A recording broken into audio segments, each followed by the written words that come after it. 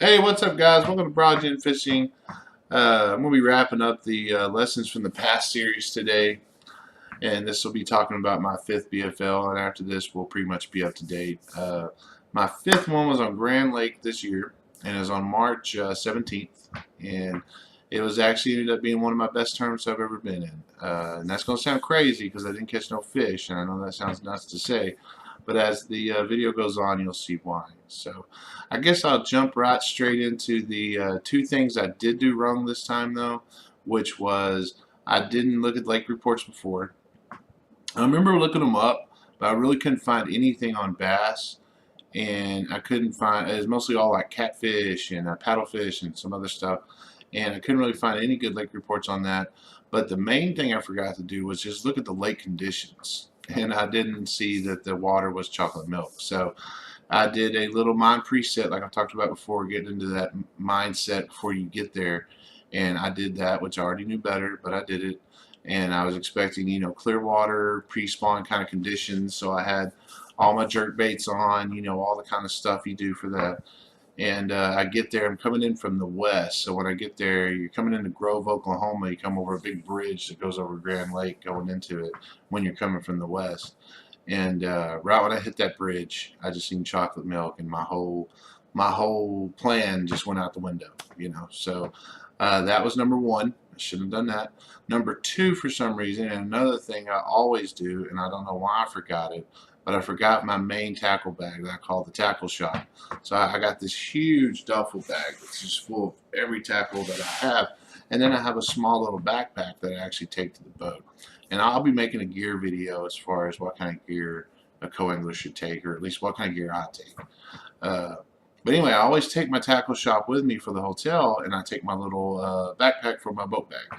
And that way, in case when I get there and I see something, I want to change, or after I talk to the boater and find out more details about what we're going to be doing for the day, I may want to change stuff, and I can go back that night to my hotel, get into the tackle shop, and just redo my whole boat bag if I need to. So those are the two things I did wrong. I don't know how I forgot that.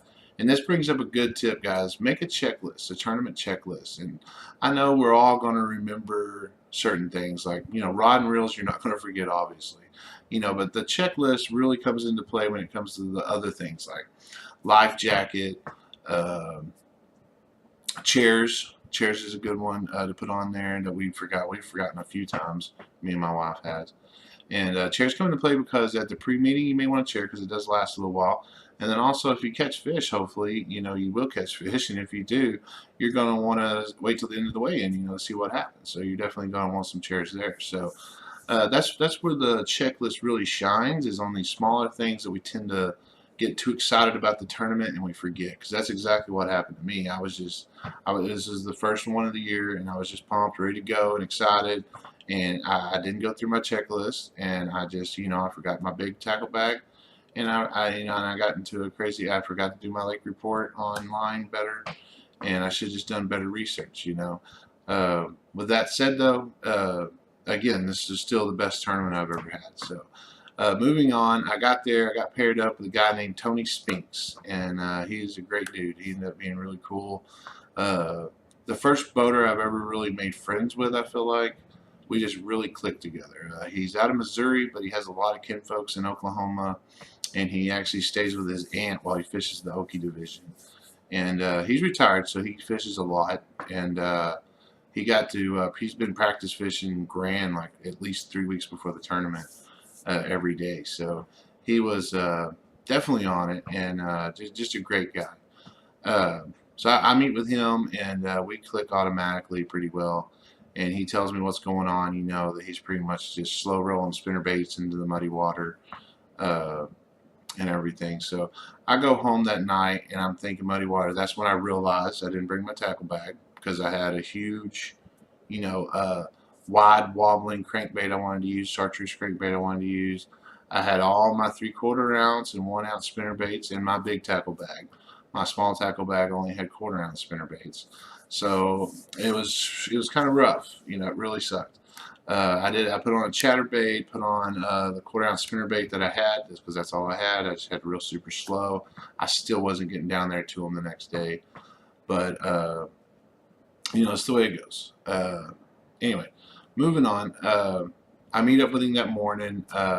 First little cool tip Tony taught me, and that is that he gets there like at 3 o'clock in the morning. Now, I know that sounds crazy and it sounds really early, but if y'all guys have ever, once you go to one of these, you'll see the rat racing craziness that goes on, and you don't want to be involved in that if you can help it. And that's why he does it. He gets there, he gets boat checked, and he parks and he just waits. And I think it's a great plan. I'm not a boater, I don't have to worry about it. But when I do get a boat, I'm probably going to take that advice from him. And I don't know about 3 o'clock in the morning, but maybe 4, 3:34. I'll try to push it out a little more. But I thought that was pretty cool, ideal. And anyway, so we meet up that morning. I get on the boat and we take off. And I can't. Tony's this awesome dude. I mean, this is one of these guys. He's older. I mean, he's fished all the way back in the Red Man days. He used to fish Red Man tournaments, which of course don't exist no more. And he's just full of knowledge. I mean, just full of knowledge. Like, I learned so much from him. And it was just all kinds of stuff, like from boating, and I ain't even talk about fishing here. I'm talking about just everything, like boating, tournament mindset, and fishing, and just everything. And I think, after the tournament was over, my wife was like, "God, why are you so like excited?" And she couldn't figure it out because I hadn't caught nothing. Usually I'm bummed out when I'm like that, but this time I wasn't. This time I was super pumped. And I think it's because everything just went right finally. This is the first tournament I ever had where everything went right. I had my gear on. A cold front had blown in the night before, and it was cold, but it did not affect me one bit. My gear worked perfectly. I felt great out there. I was completely comfortable.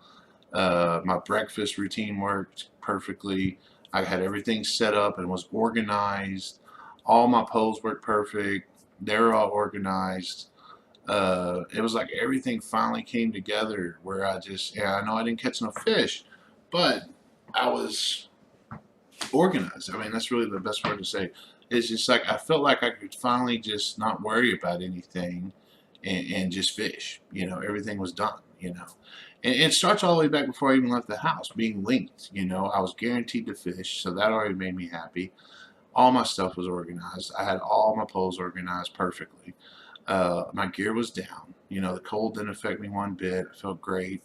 Had a great breakfast. Ate good. Felt really good, and it was just perfect. And then also I met Tony and ended up becoming friends with him. And by the end of the tournament, we had just, again, we became friends. And he offered to let me pre-fish with him if I was able to make it out there a day early for the rest of the season, rest of the Okie season. I get to pre-fish with him now. So, I mean, you can't beat that. So, I mean, on my way home, yeah, I didn't catch nothing, but I was pumped because it's just all these things went right finally, and it was like I'm getting there.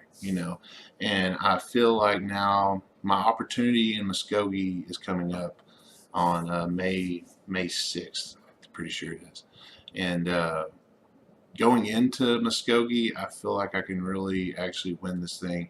If not win, then at least cash a check. I feel like this is my best opportunity so far, anyways, just because everything's going right. I'm going to practice with Tony the day before, and I just feel like, I can finally just focus on fishing only and not worry about equipment failures, gear failures, anything like that. I got all my stuff together now.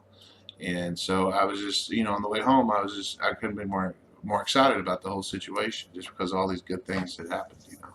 Not only did things go right, but also by meeting Tony.